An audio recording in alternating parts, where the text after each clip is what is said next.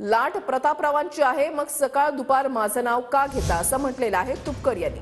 मुख्यमंत्र्यांना माझ्या विरोधात गल्लीबोळामध्ये फिरावं लागतंय असं तुपकरांनी म्हटलंय। रविकांत तुपकर बुलढाण्यामधून लोकसभा निवडणुकीच्या रिंगणामध्ये उतरलेले आहेत। या ठिकाणी तिरंगी लढत पाहायला मिळणार आहे आणि आता रविकांत तुपकर यांनी टीका केली आहे। तुम्ही आंदोलन करता गैरप्रकार आंदोलन करून गैरप्रकार करतात अशा पद्धतीचा आरोप सुद्धा त्यांनी केला आणि त्या माध्यमातून तुम्ही तुमचं घर चालवता। हे बघा, मी जर आंदोलन करून गैरप्रकार करत असेल किंवा सेटलमेंट मॅनेजमेंट करत असेल तर सरकार यांचं आहे। एकनाथ शिंदे मुख्यमंत्री आहे, त्यांनी माझी चौकशी लावावी, माझ्यावर ईडी लावावी, सीबीआय लावावी, केंद्रातलं सरकार लावावं, माझ्या विरुद्ध पुरावे द्यावेत, मला अटक करावी, मला तुरुंगात टाकावं। असले खोटारडे आरोप काय करतात? पुराव्यानिशी बोला काय ते। उद्या कोणी काय म्हणेल, उद्या ते म्हणतील माझं अमेरिकेत शी एजंटशिप आहे माझी, काय सांगतील ते उद्या। या फालतू बोलण्याला काही अर्थ नाहीये। त्यांनी माझ्या विरोधात सबळ पुरावे द्यावेत आणि सांगावं की असं असं आहे।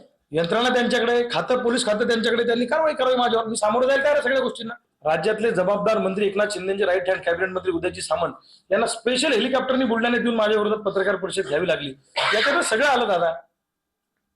म्हणजे माझ्या विरोधात भाजपचे राष्ट्रीय अध्यक्ष, सगळे कॅबिनेट मंत्री, राहायला सुद्धा तो कोणता हिरो गोविंद तो बी आणला आता पैसे देऊन। पण एवढे नेते माझ्या विरोधात हे प्रचाराला उतरवतायत। एका गरीब शेतकऱ्याच्या पोरानं या सगळ्या नेत्यांना गल्ली बोळात फिरायची वेळ आणली। याच्यातच सर्वस्व आलेलं आहे। कॅमेरामॅन निलेश देशमुख सह गणेश सोळंकी, TV9 मराठी, बुलढाणा।